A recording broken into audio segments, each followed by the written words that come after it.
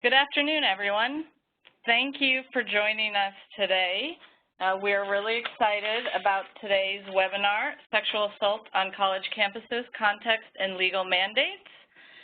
Before we get started, I'd like to thank all of you for joining us. My name is Tara Ballesteros. I'm the Director of Public Affairs at the National Center for Victims of Crime.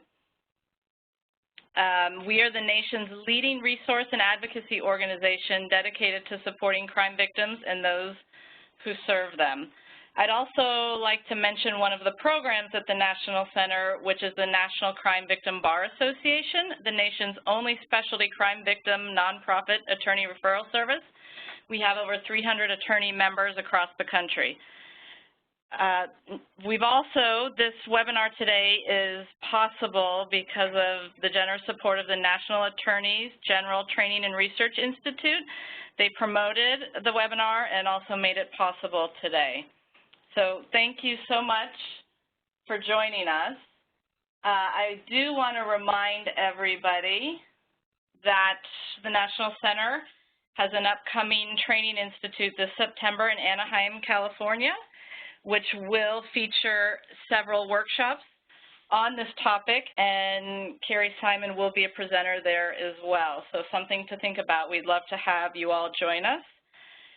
Before I introduce our speaker today, I also wanted to just a couple of reminders to everybody on the participating in the webinar, which is we will be taking questions. If you will submit them via the Q&A box that you should see. Also, any technical difficulties, any other questions you may have throughout the presentation, that would be the way to submit them. We'll be monitoring that and responding accordingly. You probably saw at the beginning the flashing slides. They had links to additional materials that Kerry Simon provided. So you should also have those in your email, and we will be providing links throughout the presentation just to make sure that everybody has all of the information.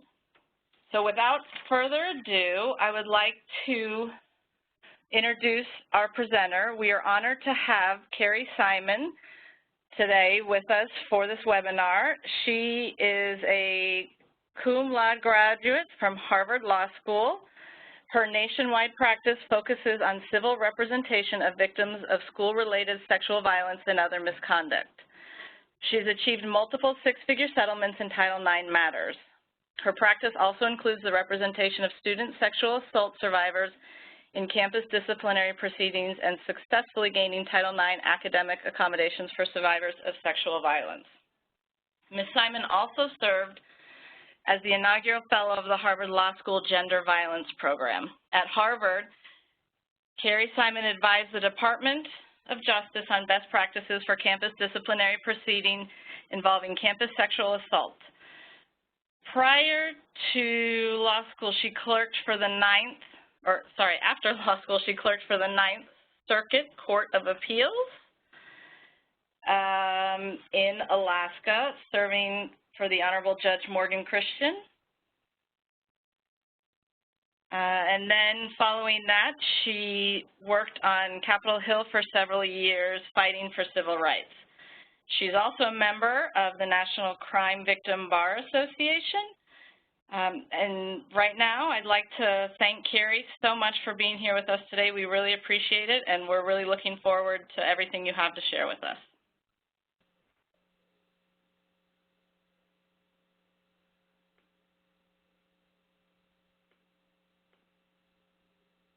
Thank you so much, Tara, for the introduction and for inviting me to present on this really important topic. And thanks to all of the participants for putting some time from your very valuable schedule to talk about this issue. I think that really shows a commitment on behalf of our nation's attorney generals and schools and advocates to take this issue really seriously and think through, what's happening on our campuses, how does the law interact with that, and what can be done. So the National Center for Victims of Crime and the National Crime Victims Bar Association invited me to be here. I want to again say what a phenomenal resource they are. It's truly extraordinary that we have them. You should think about them not only for victims of crime in the sexual violence, domestic violence, dating violence, and stalking context, but for all victims matters. So thank you so much to them for the resource they provide and for hosting this. As Tara said, my name is Kerry Simon, and I am an attorney at Bodie and Fearberg School Violence Law Practice. And I want to tell you a little bit about our practice to kind of better understand who you're talking to and the perspective that I'm coming from. Our practice is a national practice, but it's very specific, and we have sort of a small expertise that we work in all over the country, and that is violence in the school setting. So we do that in three big areas where we represent victims. That's in school shootings, so we represented the victims in the Virginia Tech massacre. In hazing violence, so often in fraternities where students are hazed to death, we represent those victims and their families. And sexual violence in school, and that's what my primary practice is. And I'm so honored to do this work. I know many of you feel the same way. It's extraordinary to fight for the rights of survivors of sexual assault and think about how we can sort of make some change in this field. You know, I got involved in Title IX while studying at Harvard Law School under Diane Rosenfeld back in 2008, 2009, prior to the now famous Dear Colleague letter of 2011 that came out of the Department of Education Office for Civil Rights that really set the framework that we're all kind of living in now. So I was sort of ahead of the curve on that, so got to start working on Title IX matters through that process. Ended up, after clerking for the Ninth Circuit, back at Harvard, just doing Title IX matters representing survivors across the country. And then came over to Bodie and Fearberg to kind of continue doing this work full time. And as Tara said, I do that really in two ways. One is I work with survivors just after they've been assaulted or when they're ready to come forward on their campuses across the country and help them navigate their school's campus adjudication process and get the accommodations that they're entitled to under Title IX. So I've gotten the privilege of working with many of the attorneys general on the phone, working with students and kind of supporting them. And then on the other side, when folks feel their civil rights have been violated or there's been problems, I bring suits on behalf of survivors. So that's my background. I'm always happy to talk with you, and I hope to work with you in a positive way on these types of matters. So let's take a bigger picture view and kind of think about the current landscape. And in my view, this really started on April 24th, 2011, when the Department of Education released that Dear Colleague letter and sent it to every school, saying that schools have an obligation under Title IX to address student-on-student sexual assaults. And they had already been saying that for some time before, and it had already gone through the Supreme Court, but this sort of re-energized the movement and started a student-led survivor movement who felt that their schools were violating their rights. Dana Bolger started an organization called Know Your Nine that has been linking students from across the country around their rights. Dana was a student at Amherst University. I got her permission prior to this call to talk about what happened to her.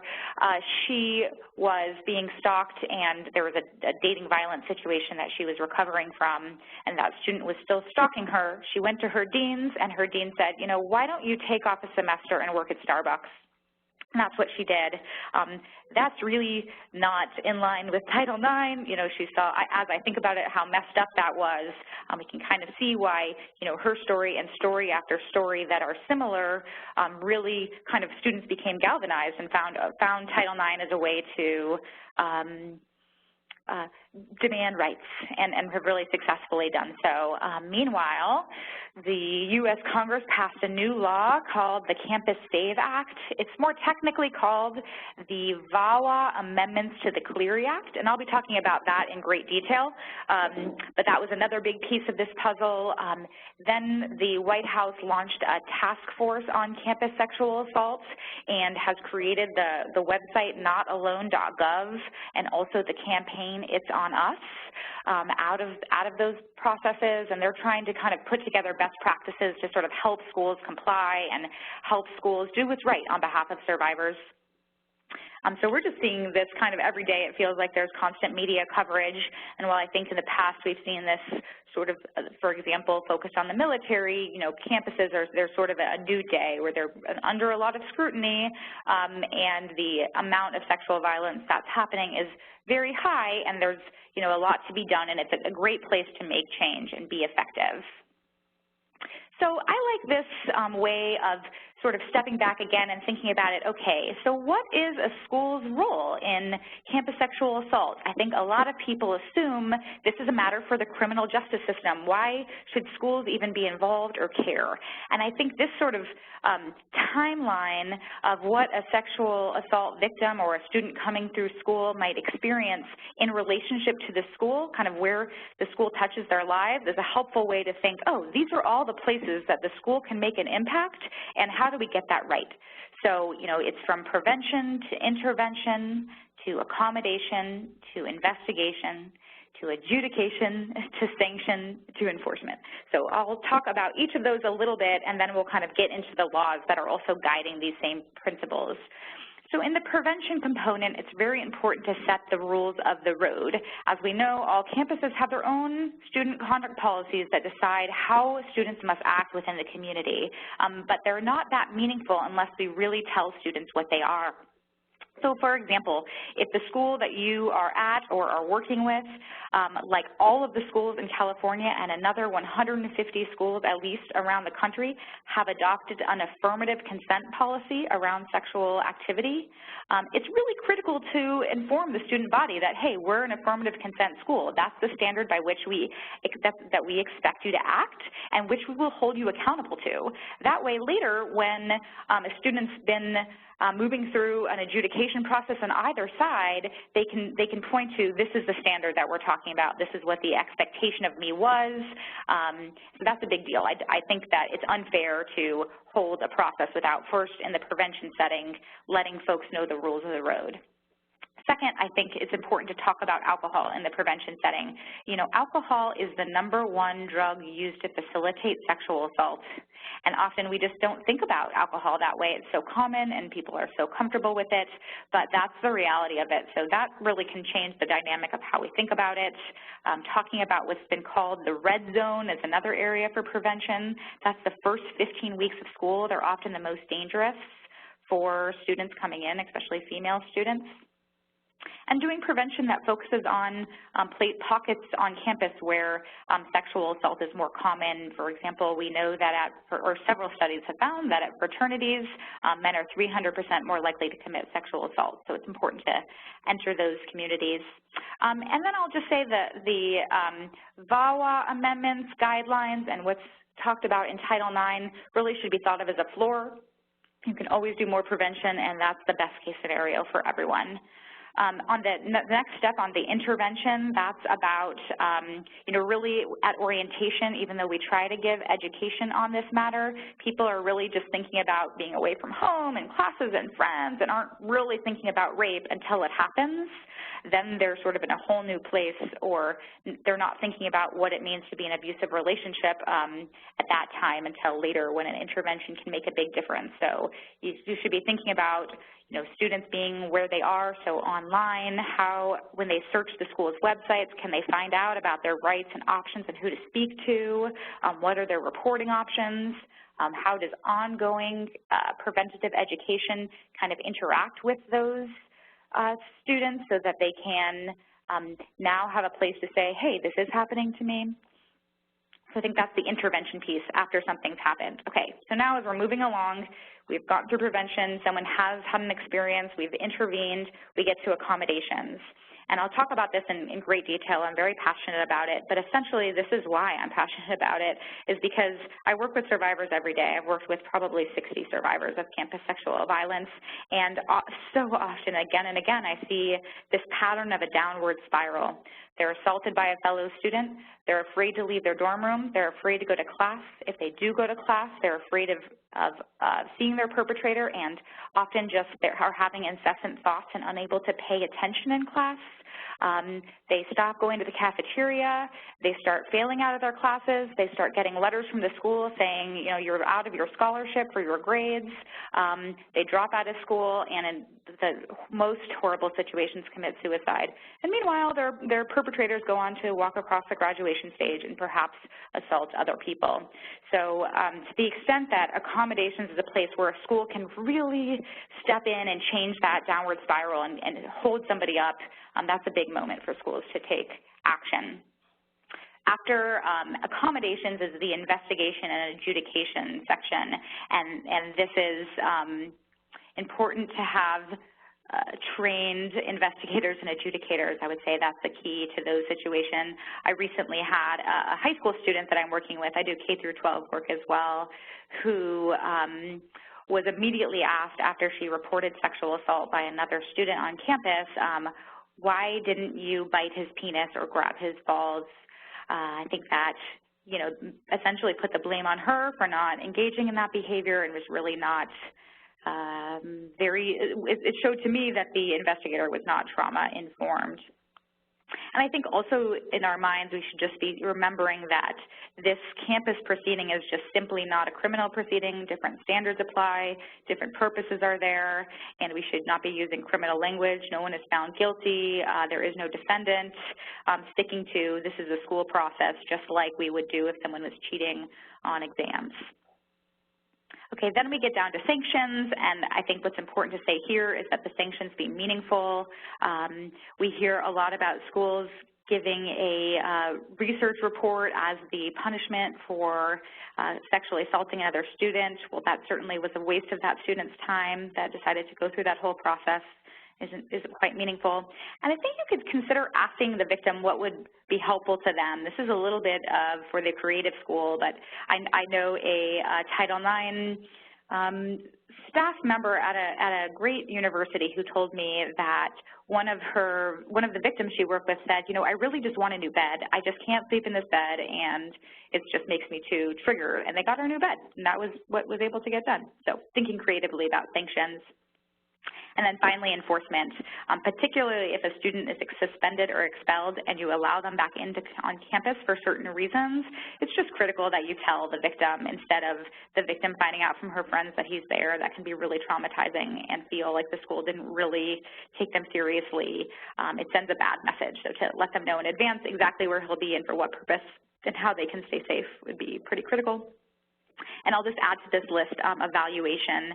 So the folks at UC Boulder, after a very bad public case called Simpson that I'll talk about later, hired a new Title IX coordinator, and she went around and asked different sets of survivors and students what they thought of the school's adjudication process. And what she found was, regardless of the outcome, students who had been through the process, even if the perpetrator had been found responsible, would not recommend it to a friend. So that said to her, you know, we've got to really make some changes. So I think being open to asking those questions and then being willing to make changes on behalf of the answers you get. So the first law I'm going to go into is the Violence Against Women Amendments to the Clery Act, also known as Campus Safe. And the regulations around this law go into effect this July 1st. So that's why I want to kind of get this on folks' radars to make sure you know what you need to be doing and how to be doing them. And I will try to tell you as much as I can, but the documents that I've provided should give you a lot more good information on making sure you're kind of meeting all of the requirements of the law. I'm limited in the amount of time I have available to tell you about it. So this law is enforced by the Department of Education's Federal Student Aid Office. And where they find violations, schools are fined $35,000 per violation. And students can make complaints to the Federal Student Aid Office, or if the office just finds out about what seems to be a violation via media reports, they can just go in on their own.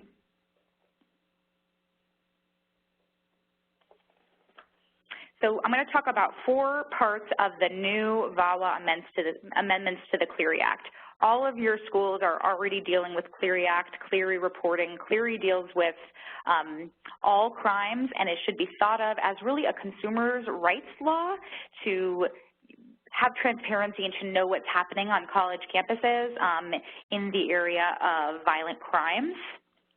And so this has been an expansion on that to include the VIOLA crimes. So the VIOLA crimes are sexual assault, domestic violence, dating violence, and stalking. And sexual offenses was always part of Clery, but this has some more specific issues around those. But those are the new crimes that are really part of the Clery Act based on these VIOLA amendments to Clery. So the first issue that the new amendments have, well, let me just tell you what all the issues are. So I'm going to talk about prevention, accommodations, adjudications, and counting. Okay, those are the 4 areas I'm going to cover, starting with prevention. So the law has 2 basic requirements, that there has to be prevention programs for incoming students and ongoing prevention services. And those education components have to talk about primary prevention, risk reduction, and bystander intervention. So, so first of all, the department has said these are guidelines and not exactly what a school has to do, because every school is different. So understanding that, they say that programs must include a statement that institutions prohibit the crimes of dating violence, domestic violence, sexual assault, and stalking, provide for the definitions that are in the final regulations, so pull those final regulations that I sent you and the definitions of each of those crimes. Also, the definitions of those terms and the applicable jurisdiction, so those are the criminal terms. It requires the definition of consent be provided in reference to sexual activity in the applicable jurisdiction. Also, a description of safe and positive options for bystander interventions. This is this new kind of exciting approach to say that others can be taught and learn how to interfere and prevent a sexual assault from happening. And it's also been reflected in the It's On Us campaign, and there's lots of programs out there that are teaching bystander interventions. And it kind of is an exciting place, because when you talk to people about prevention, it can be seen in a very binary way, that you're either telling them, you're going to be a victim, this is how not to be a victim, or you're going to be a rapist, this is how not to be a rapist. And bystander intervention is sort of the save the day, come in and say, you're not either of those things, you are the friend who's going to help it not happen. So we're getting a lot of good responses from it so far. The VIOLA amendments also require information on risk reduction, and finally on information on the institution's policy and procedures to address sexual assault. So what can you do once you've been assaulted and how to get through that?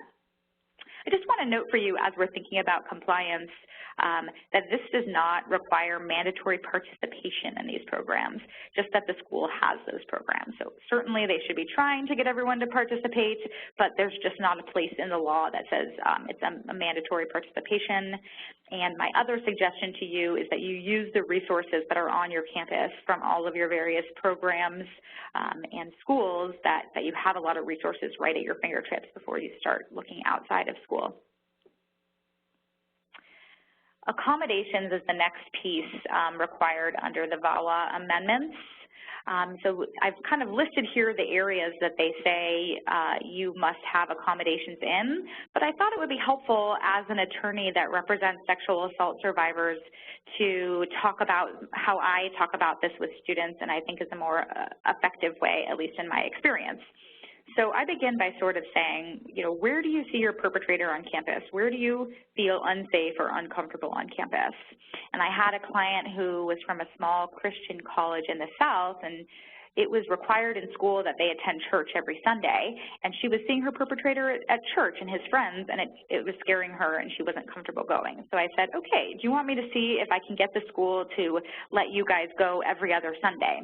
She goes, that just doesn't feel quite right. I'm like, all right, do you go to another church that you like? And she goes, yes.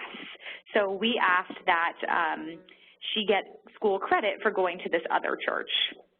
I have another client at a public university in the East Coast who was afraid to leave her dorm, not going to the gym, not going to the cafeteria. She had an eating disorder, so not going to the cafeteria was a really big deal.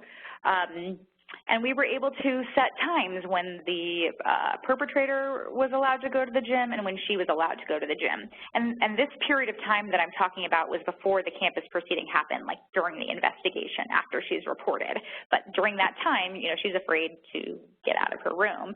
So once we set that up, it was phenomenal. Knew hours she could safely go to the gym, knew hours she could safely go to the cafeteria, and one way I like to think about this is those types of separating the campus can really bolster the effectiveness of a no-contact order. I don't think a no-contact order alone allows a survivor to feel safe walking around campus because essentially their perpetrator could be around any corner at any time. But if they know they're not going to be in the library or the cafeteria or the gym at a certain time, that makes a big difference.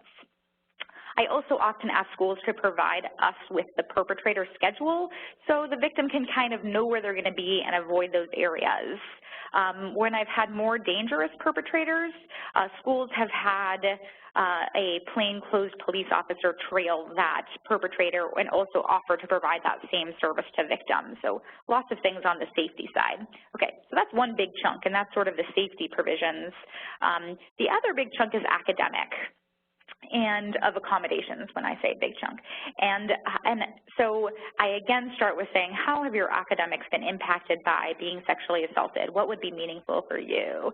And one thing I love is having a single point of contact for a survivor. So rather than going from professor to professor to professor, asking for extra time to complete an exam or to explain what's happening, having a single point of contact in, say, the Dean of Students office or the Title IX office who can communicate on behalf of the victim to their professors what their needs are can go a long way.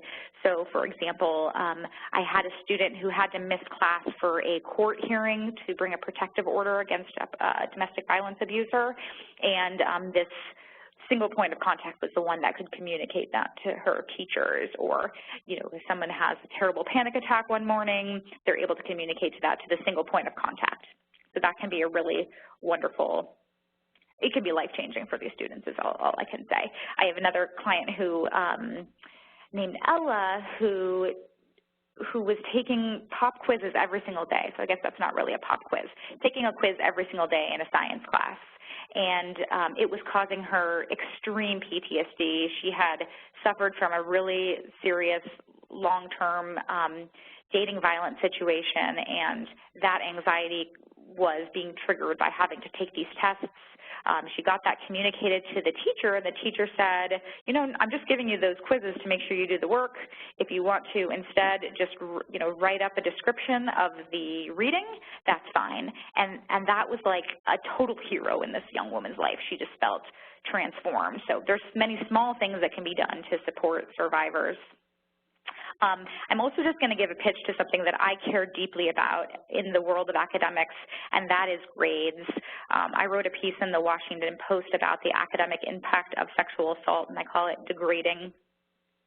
And essentially, when I think about this from a macro level, there is a massive impact on the success of sexual assault victims because of their grades. So in my experience with 60 or so survivors, nearly every single one have had their grades dropped because of sexual violence. And because we know this is happening to 1 in 5 women, that's a lot of women, and that is impacting their ability to get jobs and to get into graduate school. So that's really serious, and I think schools have a really wonderful role to sort of fix that impact.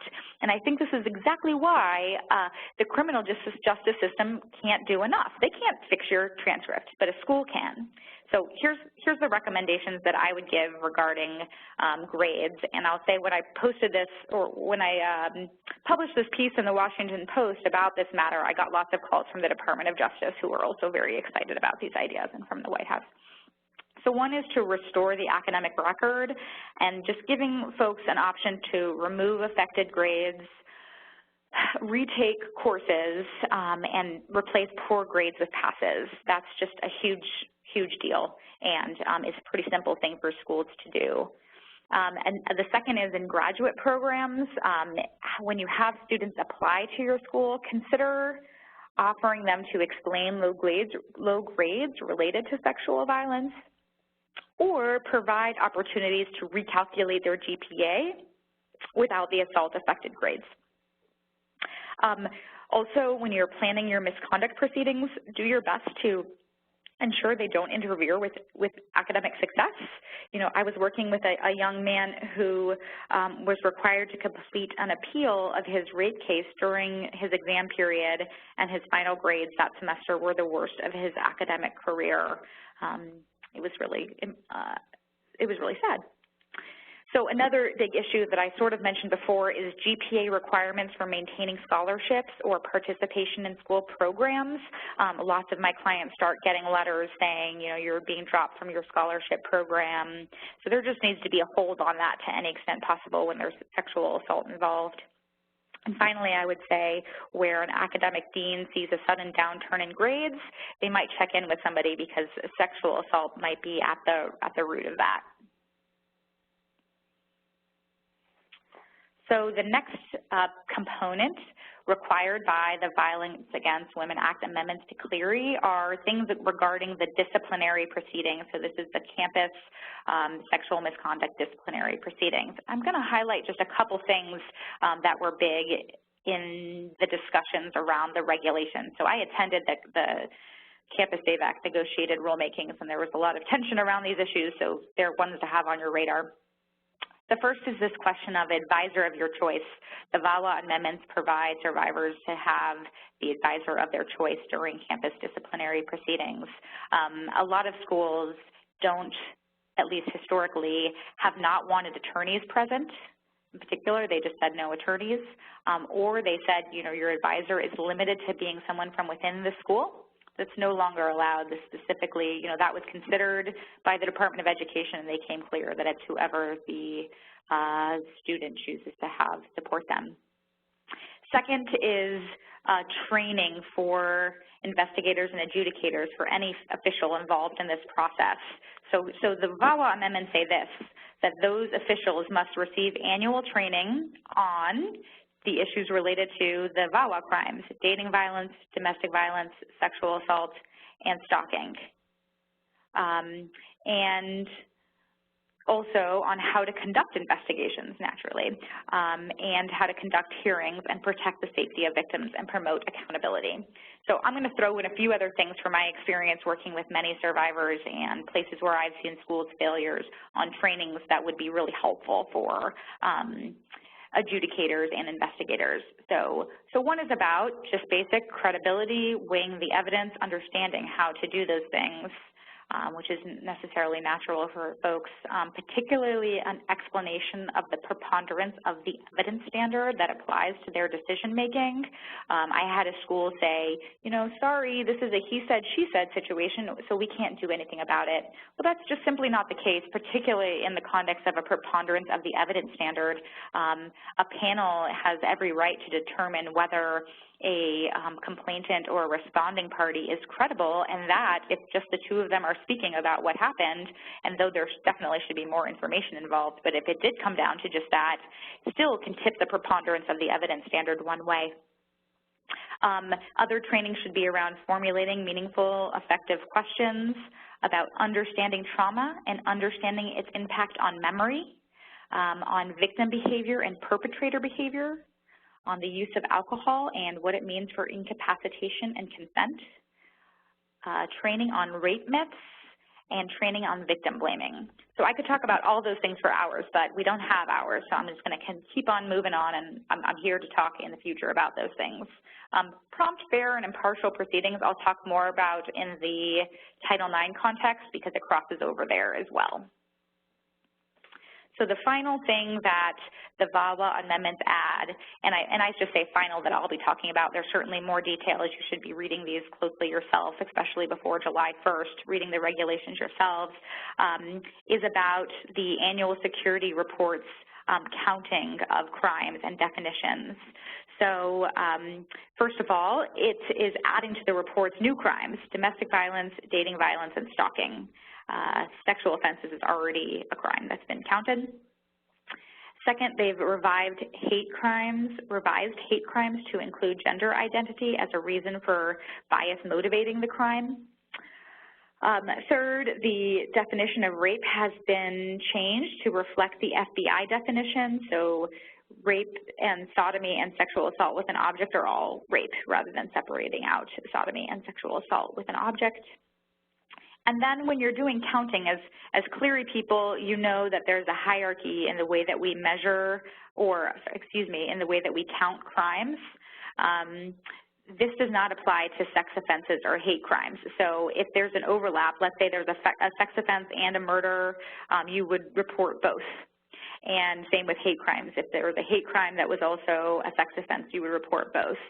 And I just would say here that when you're writing your annual security report, use that as an opportunity to explain that, right? To say this hate crime was also a sexual offense, so it doesn't look like there were more incidents than there were. And also use it to say, and this is what we're doing about it. You know, I wouldn't just, if it were my school, I would advise having an annual security report saying everything that you're doing to kind of help keep the whole conversation going. Okay, so now we're going to switch over to Title IX, but let me step back for a second and sort of explain how the Clery and VIOLA versus Title IX are different. Clery, as I said before, is a Consumer Information Act. It's about giving information to the public through these annual security reports, through timely warnings. Title IX is about a civil right to be free from sex discrimination in education. It's really coming from a civil rights model and a hostile environment model. So they just live in different places of the law. They have some overlap, and they live independently of each other, though. So that's sort of where those two laws live, are just separate places. So here we're going to jump into Title IX. It was passed 40 years ago by Patsy Mink. That's this woman pictured here on the left. And it was really simple. It was just 37 words, the 37 words that changed the world. No person in the United States shall, on the basis of his sex, be excluded from participation in, be denied the benefits of, or be subjected to discrimination under any education program or activity receiving federal assistance. So, as you can see, there's nothing about sports in those 37 words. Yet, for 40 years, the main way that this law has been used is a sports equality law, which has been wonderful. It's changed the world in that way, but certainly it's a much broader concept. I think when it originally came out, it was essentially so you could not say only 5% of the class at Columbia is reserved for women. It opened the doors to the schoolhouse doors for women in all areas. It became a really important law for sports, but still applies to many other things. So let me just take a minute for those of you who may not understand. I know we have lots of experienced folks on the phone here, but why would this Title IX law apply to campus sexual assault? You know, isn't this just a matter for the police? Let's start by thinking about Title VII, which is employment discrimination, something folks are pretty familiar with. And we all know that under Title VII, you cannot have sexual discrimination in the workplace, and that includes sexual harassment. You can't sexually harass people in the workplace. Sexual assault is an extreme form of sexual harassment. Same goes for Title IX. All that Title IX is saying is you can't have sex discrimination in the educational setting. Sexual assault is an extreme form of sexual harassment, and schools have a responsibility to prevent and respond to that environment. So let's get into some of the details. So there's a lot of good guidance that you should be focusing on from the Department of Education Office for Civil Rights. And the first big guidance came out in 2001, and it described professor-on-student sexual harassment and sexual assault and what a school's obligations are in that setting. Then, more recently, on April 4th, 2011, the Department of Ed released a Dear Colleague letter describing student-on-student sexual assault and schools' obligations to address it. And one thing it made very clear was that the correct standard a school disciplinary panel should use is the preponderance of the evidence standard. Then, there was a lot of questions that were raised about that, and the department put out really phenomenal questions and answers in 2014 that I would highly recommend you look over. Often when I'm working with a client who feels their rights have been violated, I say, hey, start with this Q&A, highlight the things that you feel weren't done correctly for you, and then we'll talk them over. So it's a really helpful tool to kind of figure out what needs to be done. There's also a good retaliation guidance, and you can also look up recent enforcement decisions by the Department of Ed, Office for Civil Rights on their website. You can search by Title IX, by district, by school, and get lots of information. So I'm going to take a moment here to talk about some of the big Title IX takeaways that you should be thinking about. They might sound similar to the things described in the Violence Against Women Act. They are similar to those things, but Title IX has a little bit of its own take. So the basics is this. Once a school is aware of student-on-student sexual assault, it must take immediate action to eliminate the hostile environment, prevent its reoccurrence, and address its effects. And it applies to all students, men and women. And the very basics are, having a policy, having a procedure, and having a Title IX coordinator. I have definitely dealt with schools where the Title IX coordinator did not know they were a Title IX coordinator. That's just not going to work. Okay, so I'm going to jump into accommodations and then talk about prompt and equitable resolutions of sexual assault complaints. So under the accommodations standards under Title IX, they're generally referred to as remedies. That's the remedying the hostile environment as to not impact one's education. And there's 3 points I want to make on what Title IX has said about that. We've already talked about all the great things a school can do to make a change, but Title IX has sort of said these are the ways that you should be bringing them those accommodations. So first, Title IX says you should minimize the burden on the complainant, on the victim. So for example, if a victim alleges a perpetrator, and the alleged perpetrator are in the same class, then the school should not, as a matter of course, move the complainant from the class or dorm while allowing the perpetrator to remain, so minimizing the burden on the complainant. 2, about payment for services to remedy the hostile environment.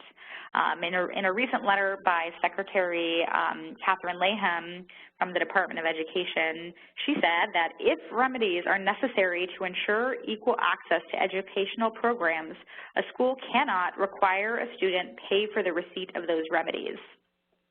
And I think OCR guidance has used counseling as an example where normally if a school requires a fee for counseling, they say, well, if that's necessary to remedy the hostile environment, a student can't be required to pay for that. But that expands to other things that a student might have to pay for. OCR enforcement of Title IX has more and more started to include individual compensatory damages. The Princeton decision that came out a little while ago really highlighted that, so just have an eye out for that as well. And then the third thing that Title IX says about remedies that I think is really important to highlight is that a student can access remedies without going through the disciplinary process. Let's say they want to get the mental health care options or classes moved or, the W's removed from their transcript or a single point of contact. They don't have to go through everything to get there. And that's actually a wonderful way to bring them into the system, kind of get them to a safe space where school's back under control, where they're getting mental health care, and then maybe they'll be ready to fully report and move through an adjudication process once they're sort of getting their life back in order. Okay, so Title IX also says quite a lot about prompt and equitable resolution of sexual assault complaints. So first, from the equitable piece, essentially both students have to have the same rights, the same opportunity for notice, the same access to records, and the same right to appeal.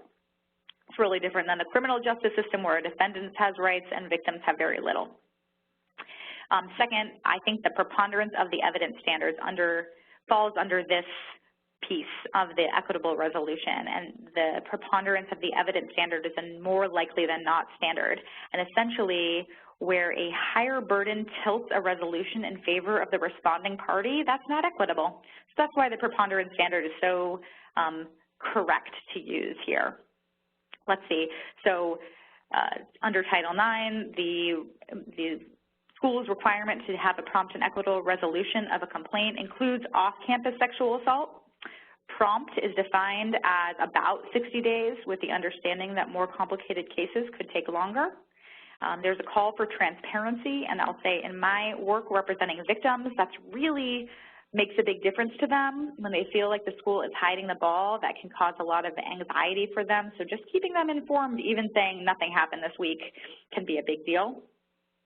Under Title IX, questioning regarding the complainant's sexual history during a campus proceeding with anyone other than the alleged perpetrator should not be permitted.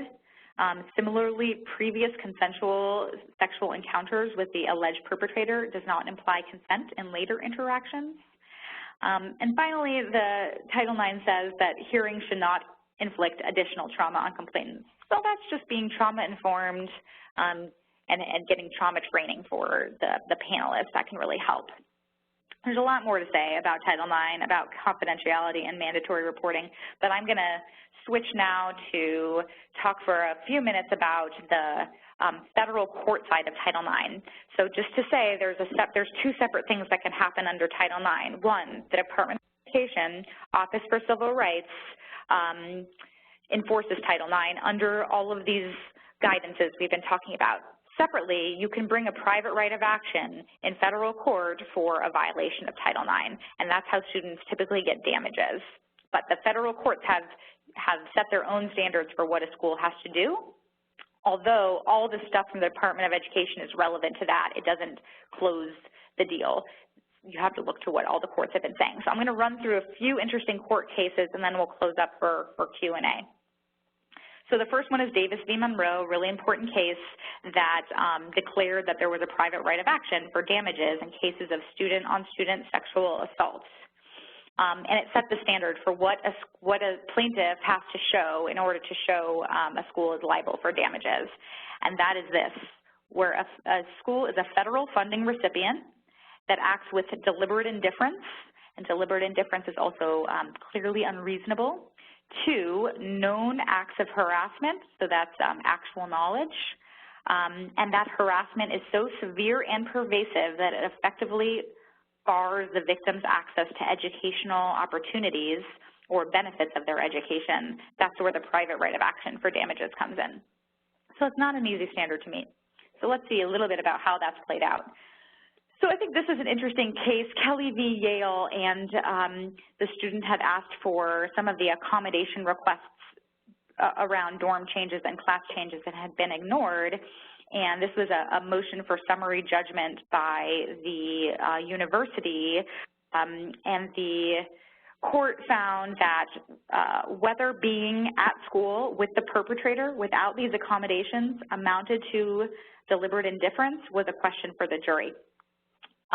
So I think that's really important to understand that, you know, the moment of the hostile environment is not just the assault, but being on campus with your perpetrator. Pheno is a case that I think of as the Einstein theory of insanity standard. So Einstein says that doing the same thing over and over again and expecting a different result is the definition of insanity. And this we see in like bullying cases in the K through 12 and in the context of retaliation in the college setting, where if a school is responding to acts of bullying or retaliation by, say, just talking to the person who did those acts, but nothing changes and it keeps happening, that's ineffective, and that is not clearly reasonable. They're not doing what they have to do. So that's the Pheno standard, and how you should be thinking about dealing with retaliation, making sure it's effective is kind of what that comes down to. Williams v. University of Georgia is a pretty upsetting case. A young woman, Tiffany Williams, went to a dorm room of a young man, another student on the football team. He was having consensual sex with her. She was having consensual sex with him. But what she didn't know was that one of his friends was hiding in the closet, came out naked, went to assault her as well.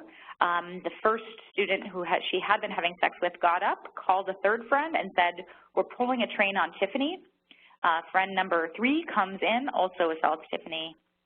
It's really just awful fact pattern, and I would say the couple of takeaways from that case, which I would recommend reading, are one, the athletic department was held liable under Title IX. You know, typically we think of schools as being the recipient of federal funding, but the athletic department was because the school had ceded control over one of its programs, the athletic department, to them. It turned out that in that case, the athletic department had recruited someone who was known as committing prior acts of sexual misconduct, and that was considered an act of discrimination by the court. So I have Williams listed there again, but we already know about that. And I would say the final one I want us all to think about is another great case to read out of the 10th Circuit is Simpson v. University of Colorado Boulder. And, you know, that was a case where 2 college women were gang raped as part of an unsupervised football recruiting program. And the university had evidence of some sort that the program was leading to sexual violence. Actual notice was a big issue in that case. In the end, and I'm going to say this as thinking about how impactful these cases can be, the university paid a total of $2.85 million to the plaintiffs, hired a special Title IX analyst, fired 13 university officials, including the president and the football coach. So major impacts. So quickly on getting ahead of the curve, these are some things that have been recommended by the White House and are just sort of some common sense stuff to consider. Putting together mechanisms of understanding between schools and the police. The White House has called for climate change surveys climate surveys to identify the scope of the problem on your campus, so that way you can do better preventative work. Accommodations I've already spoken quite a bit about. The investigation to decision model is like the human resources model for evaluating sexual harassment in the workplace, and it doesn't require like a 3-judge panel where you're standing in front of strangers telling your story. It's a less traumatizing model that's used in Boulder and used in Michigan and has a lot of promise. And then I would say, you know, beyond Title IX, thinking about a victim-centered approach and sort of looking to your state victims' rights constitutional amendments that give victims these rights: the right to reasonable protection from the accused, the right to notice of proceedings, the right to be heard, the right to restitution, the right to timely resolution, the right to the record and transcript and information, and the right to be treated with fairness and dignity. And I think if you're coming from a place of fairness and dignity, you're going to have very little problems. So. Thank you so much for your time, and I know we want to get to Q&A. I think Tara's going to help me with that, and I'm always happy to talk more and take personal questions or talk to victims or talk to schools anytime, so I hope I can be a resource for you.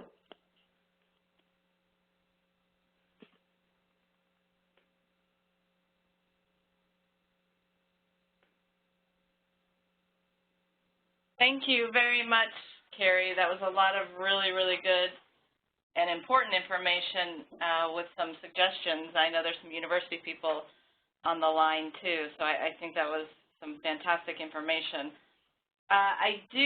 We have a couple of questions coming in. Before we start with the questions, I just wanted to let everyone know that we will be sending follow-up email with links to the supplemental materials again, as well as the presentation. So you will have all of this information, and it will be posted on our website.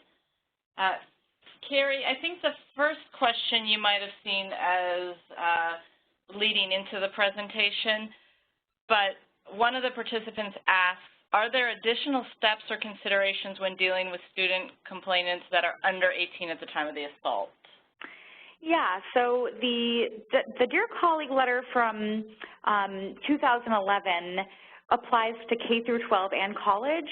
So I think looking there is a good place to start because, you know, I think what I focus on in the college setting, folks are typically over 18, but when you're under 18, there are state mandatory reporting requirements that are out there that impact things. There's also your understanding of what's a hostile environment is impacted by age. So if you have like a 4th grader, what might be a hostile environment to them is different than a 17-year-old or a 22-year-old. So that also plays in that other way. So anyway, I'd look at the Dear Colleague letter and sort of think about, okay, this applies to K through 12 and college. So we should be thinking across that whole spectrum and also looking at your state mandatory requirements on reporting sexual abuse. Great. Thank you.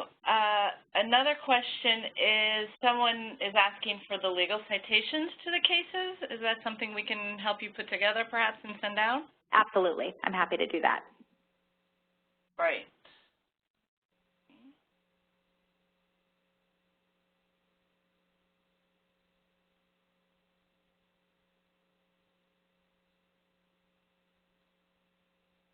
Another question was, where are the model documents on accommodations published? A few places to look on accommodations are the White House website, notalone.gov, has a report called Not Alone, and it's one place to look for some accommodations. Some of the accommodations I mentioned are included in the Dear Colleague letter that the Department of Education put out and the Q&As that they put out, so that is another place to look, and the regulations from the Violence Against Women Act list a few, and then I'm always happy to talk to you about more of them. There needs more publishing on this exact question, so thanks for bringing that up. Great, thank you. And I know we will have this in the presentation, but one of the participants asked if you could repeat the list of topics that should be covered for training of adjudicators. Sure. Want me to go back to that slide? Oh, no, I don't think I had it on the slide. Let me look and see if I have it written in my notes. I talked very quickly, so my apologies, and I had a lot I wanted to communicate. So let me take 1 second to repeat that list of training. And so as we know, training is required, so we should just be thinking about what that should look like. So these are areas that I mentioned before that I think would be quite useful. So one is credibility and weighing of evidence. That's just not something people that aren't attorneys do. So we should be talking about how to do that and how to do that well. Explanations on the preponderance of the evidence standard. So that's the standard that any panel or decision maker is going to have to use to determine whether or not a student is found responsible for violating a school's sexual misconduct policy. So understanding what that standard means. And the example I gave was a school telling me that here we have a he said, she said situation, so we just can't do anything about it. But actually, the weighting of one of those he or she's credibility can tip that preponderance standard. You can absolutely meet the preponderance standard either way based on two students' information. A third area is formulation of questions. So how to have effective questions that are useful for this scenario is not something you might know without doing some work around it. Another area is trauma. So talking about trauma and the impact of memory. In short, the way that human beings record memories of trauma is different than the way we record memories of non-traumatic days. So I might be able to tell you right now about my day from the moment I ate breakfast to taking this phone call or being on this webinar, but a victim of sexual violence, their brain is, or a victim of trauma is experiencing things in a nonlinear way, in a sensory way. So they might remember how it smelled, but they might not remember exactly the linear way something happened. And then they remember there's a crash noise, this smell, blood on their arm, and when pushed by folks who don't recognize that trauma impacts memory, they might be said, well, which happened first, second? They might just fill in the blanks for you. So say, well, clearly the crash must have happened first, and then the blood, and then the smell, or when they don't exactly have the ability to remember that. So understanding trauma and the impacts of memory. Also understanding victim and perpetrator behavior, right? So we have a lot of ideas of how a victim is supposed to act. They're supposed to cry and scream. They're both supposed to kick, but we understand that's actually not the way that many victims disassociate and look out to the wall and aren't even there. So in their minds aren't even there. And understanding perpetrator behavior and what it means to, kind of think about someone's vomiting in the corner at a party, they're drinking a lot of alcohol, they're trying to go up the stairs, and someone comes to, quote, help them. up the stairs, and understanding certain types of perpetrators that are seeking out people that are vulnerable, or other types of perpetrator behavior, repeat perpetrator behavior. Another area I would recommend is this question of alcohol, incapacitation, and consent. I think we come with our own preconceived notions about how alcohol actually affects you, what blackout means, and simply don't think it's possible that someone could be so blacked out that they wouldn't know, they'd be able to sleep through someone inserting themselves inside of them. But that's actually something that can happen, so understanding that training would be important. Finally, on rape myths, and I think, for example, the myth that perpetrators are strangers that jump out of a bush with a knife is something we all know and has to be dismantled before someone can appropriately handle what we see on college campuses, which is acquaintances assaulting other people where alcohol is involved, and then victim blaming and understanding that, so that the example I gave on victim blaming was this investigator asked one of my clients, why didn't you bite his penis and grab his balls? That could be victim blaming behavior, and what were you wearing, why were you there? So being careful about that kind of language. Thank you, that was really helpful. Another question is, do you believe that Title IX and/or the Clery Act provides a private cause of action to respondents? So by respondents, do you mean accused students? I think so. Okay, so first of all, the Violence Against Women Act Clery has no private right of action. So anyone can file with the school and say, hey, you didn't count the numbers right or whatever. So no one's going to get a private right of action. Private right of action does apply to anyone, or to anyone on campus, so a respondent or a victim. There was just a Title IX claim by a respondent saying, the process was unfair or the process was in violation of Title IX, and it was dismissed, but it wasn't dismissed off the bat because he didn't have a right to bring the claim. So you can dismiss on different levels, but that wasn't the level that it was dismissed on. So say you were at a hearing and the panelist said, all men are rapists and all men want to rape, well, then you could show bias, and that would be in violation of Title IX. I think it's in everyone's interests that we have very well-trained, very fair proceedings so that we get good results and don't have anyone filing lawsuits at the end of them. Great. So I guess the answer in short is yes, everyone can bring a Title IX claim to the extent they were discriminated on based on sex. Okay. Another one is, what about mandatory reporting to the police of sexual assault, and how can campus sexual assault be handled on campus without a parallel criminal proceeding?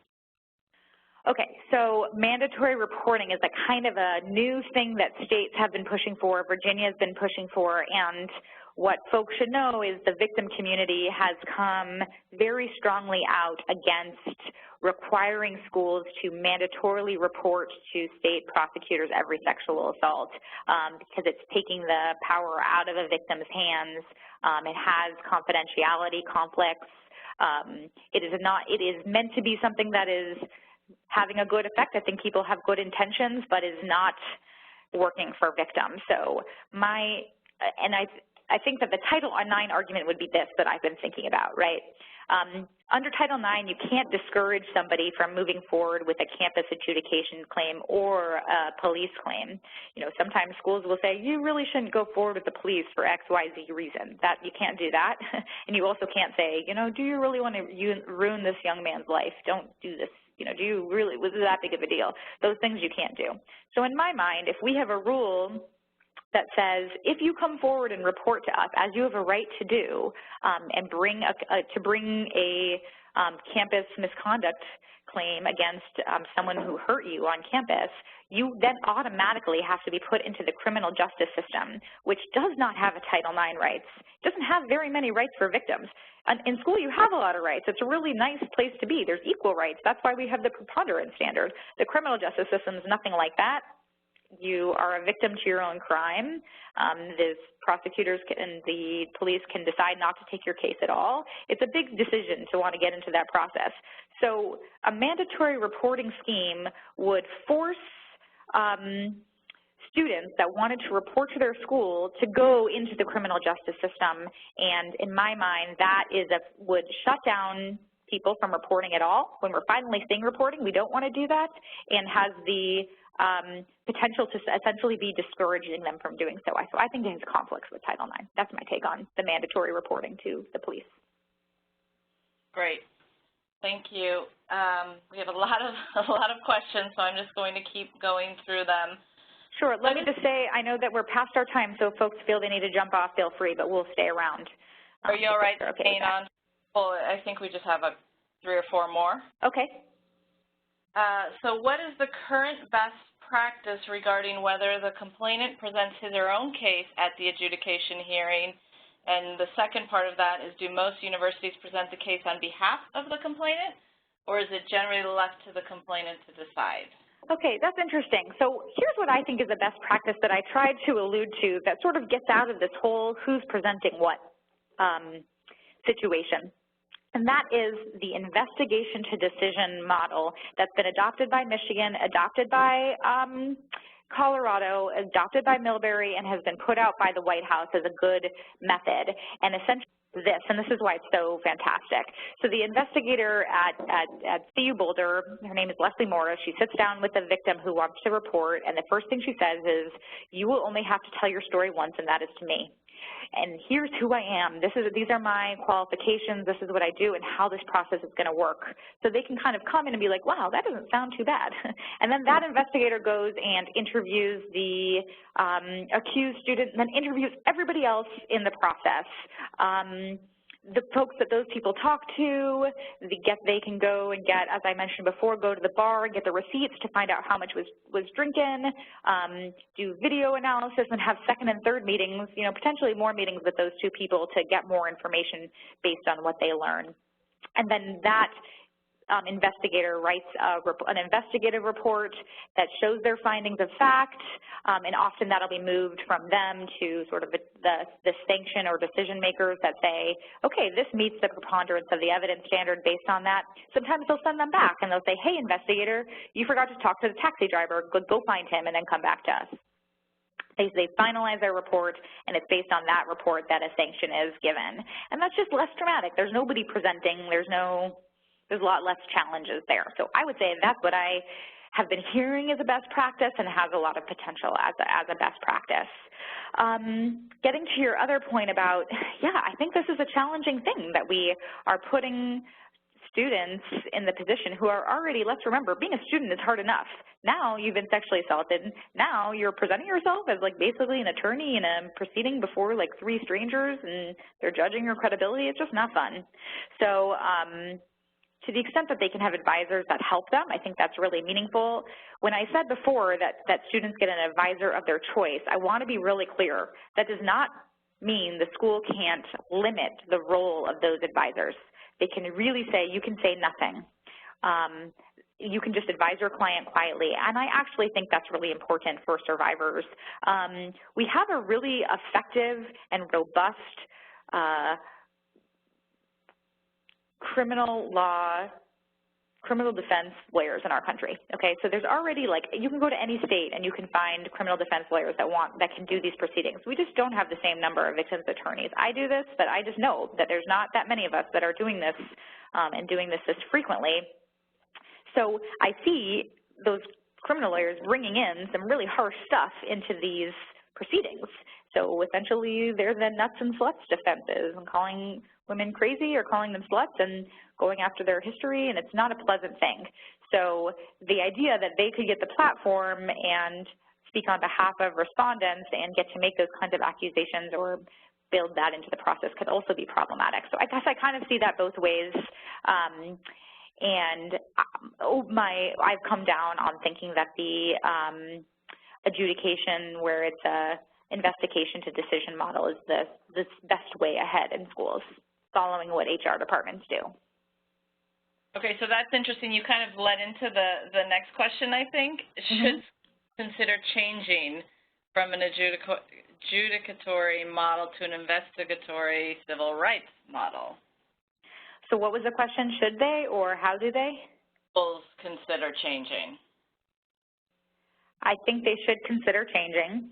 as I sort of just said, and kind of look at some of the folks that are doing that successfully. So I would talk to Holly, I think her last name is Milkovich, at Michigan, and sort of say, how are you doing it? How are you doing it well? And I think one reason we can see that working so well is in Michigan, for example, they've had an increase in reporting to about 60 a year since they switched the model. And I know, like, the other problem we all have is there's a counterintuitive way of thinking about numbers. So having 3 reports at your school sounds like you have a safe school or having 0, when actually that's to me, a red flag, because clearly you're not having a place where people feel safe coming forward, because we know assaults are happening at a much higher rate. So when I hear 60, I'm like, that school is probably doing something right. I mean, hopefully we can get to, once we do the campus climate surveys and can see, okay, this is the amount that it's actually happening, this is the amount that's actually reporting, we can sort of, how do we bridge that gap? What do we need to do to make people want to report or get access to services? But one thing I do know is that we've seen people feel pretty good about the investigation to decision models. Interesting. Okay. A couple more. One, under Title IX, can a school have actual knowledge absent any formal proceedings or findings by a court or other tribunal? Have any courts weighed in on this question? Okay, so actual knowledge just means that the school is on notice that there's a sexually hostile environment.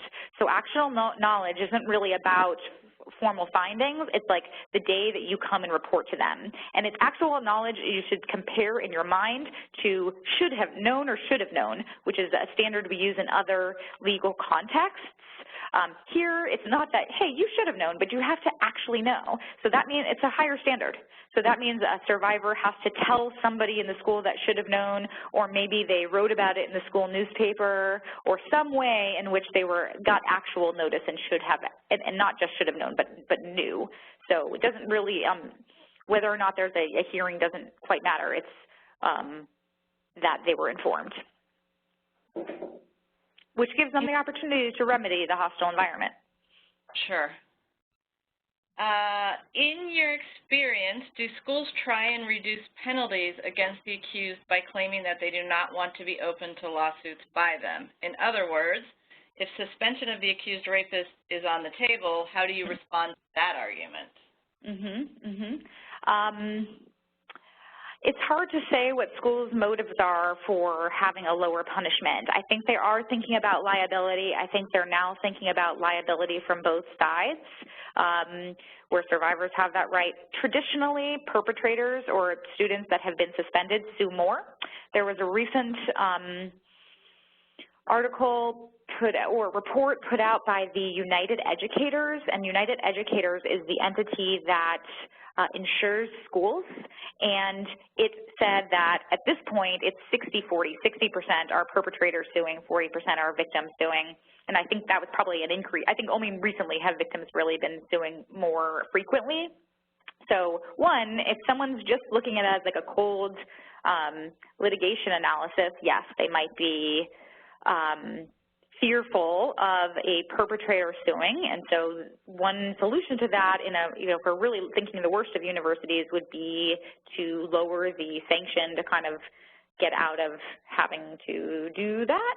I think what we should be looking at is some of the really good case law, which I didn't get to talk about in this, but we could do a follow-up webinar on. There's a good decision by Judge Posner out about the amount of process that's due to perpetrators in the school setting. It's really different than the criminal setting. They're fundamentally different.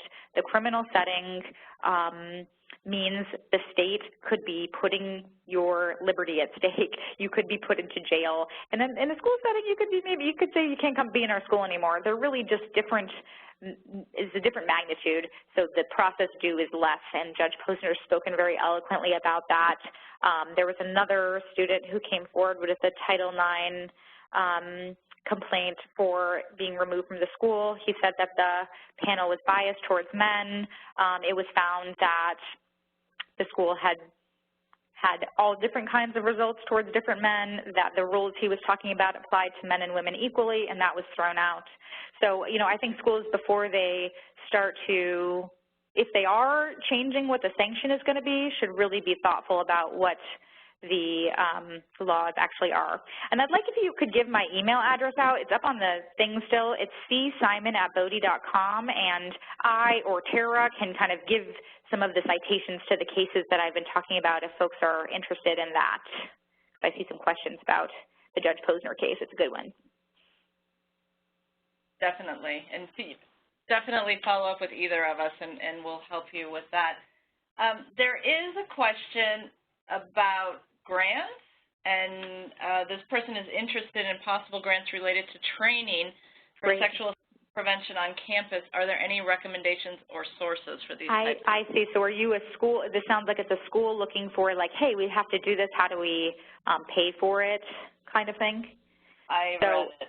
Because there's different ways you could be thinking of grants. Some people are seeking, there's two ways people are getting grants right now. One is they're asking for grants so that they can then go out and perform training, okay?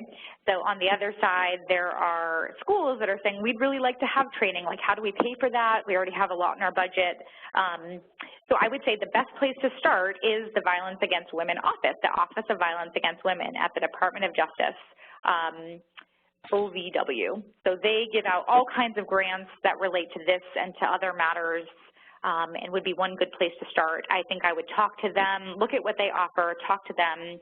If that's not a good fit or if they seem overwhelmed, you could see who else they would suggest, because they have their, kind of thumb on the pulse of how to make sure schools are getting the finances to do this right and well. Great, thank you. And we have one final question, which is, can you please cite a case that was dismissed for violating the process for the accused? A due process case where the, say it again, please? Can you cite a case that was dismissed for violating the process of for the accused? Is what. Oh, I see. So I talked about, so off the top of my head, the recent cases where accused have brought claims and have been dismissed. One was brought under Title IX. I think I mentioned that earlier. Another one out of Michigan was brought under a whole bunch of different legal theories, and it was dismissed. But I don't know one off the top of my head. I could do some research, happy to follow up on cases on this specific question, on when someone brought a due process claim and it was denied, and it was dismissed by the court. I don't have one of those off the top of my head, so I'd have to research that a little for you. Thank you. So the person asking that question, if you'll just follow up with Kerry, that would be helpful. Thank you again, everyone, for participating. This was a fantastic presentation, and it sounds like there are a lot of ideas for follow-up presentations, so we will stay in touch with everyone. And I'd also like to, again, thank the National Attorneys General Training and Research Institute for putting this webinar on. Kerry, thank you so much for all the insightful information, advice, and all the homework that I think we have also to look at. I don't know if you have any closing comments? Thank you for everyone very, very much for caring about this. I think there's lots of ways we can put creative minds to making change. I love this topic because when I think of compared to something like climate change, where we've already missed the curve and bad stuff is happening, this could be resolved right now. We could end rates. It's so exciting, and get people access to their education. And it's just a really wonderful place to do good work, and all kinds of ways that schools can be supportive and be at the center of that. So thank you very much for your interest. I'm always happy to talk more about it, and to Tara and all of the wonderful organizations that put this on. You rock, and thanks for inviting me. Thank you so much. Thank you, everyone. Okay, bye-bye now. Bye.